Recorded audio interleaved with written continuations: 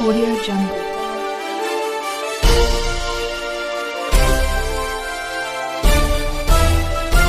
Audio Jungle. Karachi से खबर शामिल करते चले। तहरीक इंसाफ जमशेद टाउन की जानिब से मोहर्रम में गुरु मंदिर में कैंप लगाया गया। NA 245 PS 106 पार्टी कारकुनान ने भरपूर शिरकत की।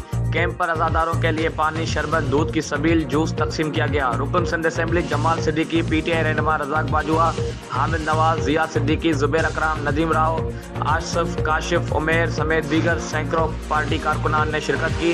इस मौके पर PTI MPA जमाल सिद्दीकी रज़ाक बाजुआ ने कहा कि करबला के शहीदों ने दीन इस्लाम के लिए अपना सब कुछ कुर्बान कर दिया और दुनिया को ये पैगाम दिया, हक और बातिल कभी एक नहीं हो सकता।